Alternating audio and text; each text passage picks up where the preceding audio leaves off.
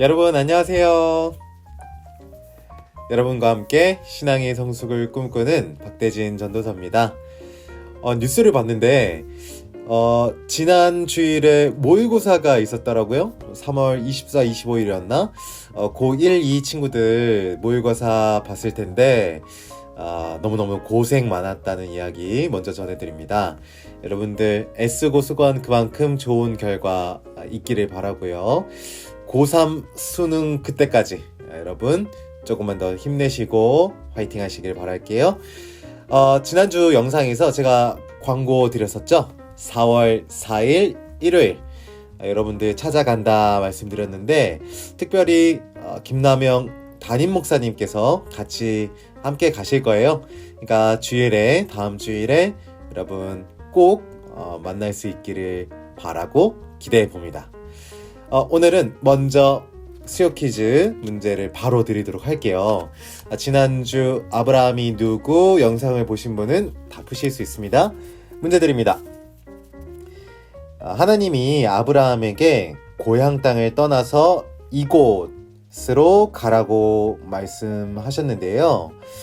떠돌이의 지지리에 의심이었던 아브라함에게 하나님께서 약속하신 이 땅, 이곳의 이름은 무엇일까요? 1번 그랄, 2번 가나안, 3번 이스라엘, 4번 이집트.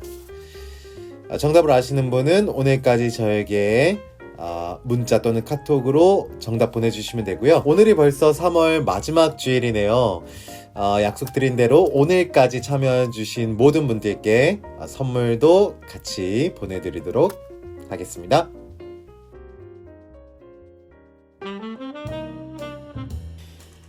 오늘은 성경 속 후아유 시리즈를 잠시 멈추고 아주 특별한 일주일 고난주간에 대해서 이야기를 좀 해보려고 합니다. 지난달에 우리 수요일 라디오 잠언 25시 시작하면서 말씀드린 적이 있죠. 사순절 이라는 것은 40일 동안의 기간을 말하는데 이 40일 동안에 특별히 예수님의 삶과 가르침들을 집중적으로 살펴보고 또 묵상하는 시간이다. 그래서 우리가 그 잠언 이 말씀을 우리 같이 또 묵상한 거 아니겠어요? 그래서 고난주간이라는 것은 이 사순절 40일의 마지막 7일, 마지막 일주일을 말하는 건데요.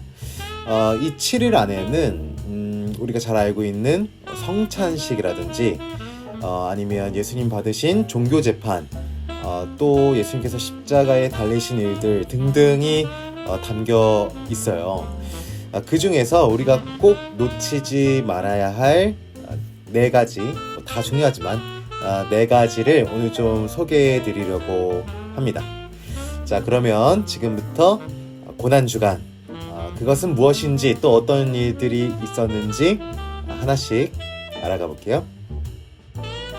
첫 번째로 예수님이 예루살렘 성전에서 채찍을 휘두르신 사건이 있습니다. 와, 이거 진짜 유명한 사건인데, 그러니까 여러분 보통 우리가 예수님을 떠올려 보면 되게 그냥 푸근한 이미지잖아요. 되게 사랑이 많으셔서 화는 안 내실 것 같은데, 그러한 예수님이 잔뜩 화가 나셔서 또 채찍을 휘두르신 일이 있었다는 거예요. 아니, 예수님이 왜 그러셨을까?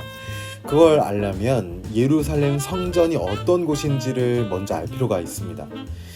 성전은 말 그대로 성스럽고 거룩한 곳이잖아요. 그래서 하나님을 만나고 예배하는 곳, 그게 바로 성전인데, 이 성전을 상스럽고 저질스럽게 만드는 장사치들이 있었던 거죠. 그리고 그 장사치들과 한통속인 성전 마피아들, 예를 들면 바리새인, 아니면 제사장들, 서기관들 같은 종교 지도자들 때문에 예수님이 화가 나셨던 거예요. 그래서 장사하는 사람들의 상을 다 뒤집어 엎으시고 또 채찍으로 사람들을 다 내쫓으신 다음에 이렇게 말씀하십니다. 내 집은 모든 사람들이 기도하는 집이거늘 너희가 강도의 소굴로 만들었구나.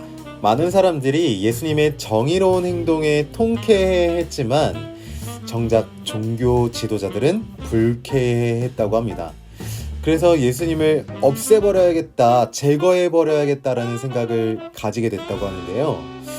예수님께서 십자가에 달리시게 된 결정적인 계기가 바로 이 예루살렘 채찍질 사건이라는 사실, 여러분 알고 계셨나요? 두 번째, 예수님이 종교 지도자들하고 썰전을 벌이셨어요.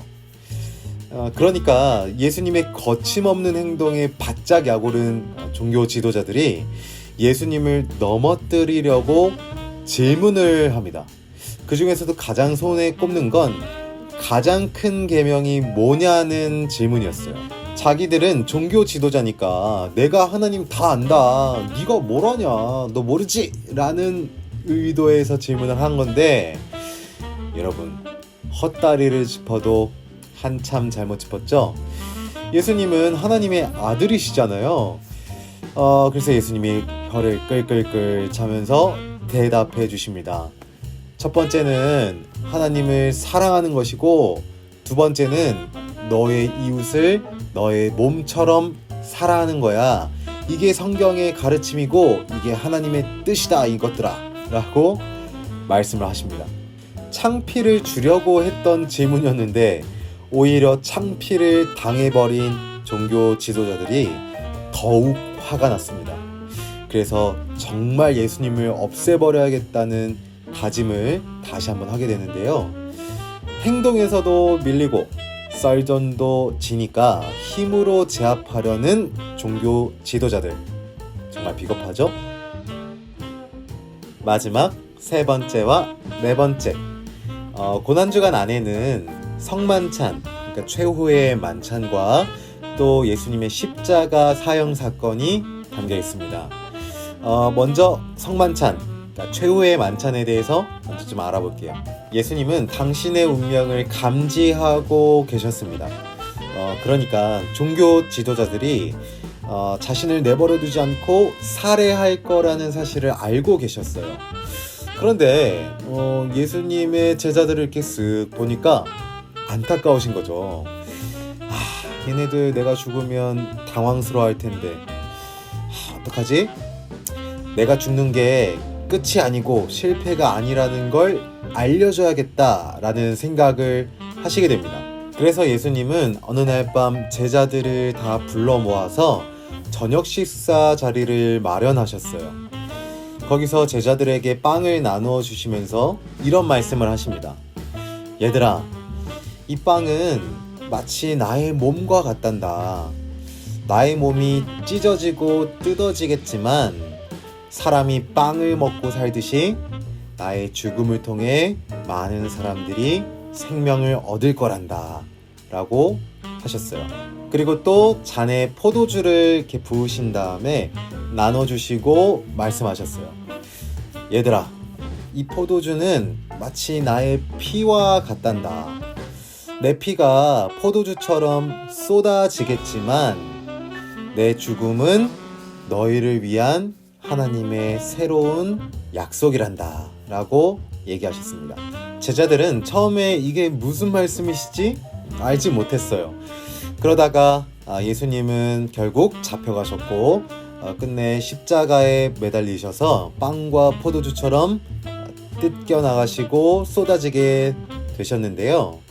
나중에 예수님께서 부활하시고 난 다음에 예수님의 죽음이 끝이 아니라 실패가 아니라 새로운 생명을 위한 죽음이었음을, 새로운 시대를 알리는 죽음이었음을 예수님의 부활하신 그 사건을 통해서 제자들은 알게 되었습니다.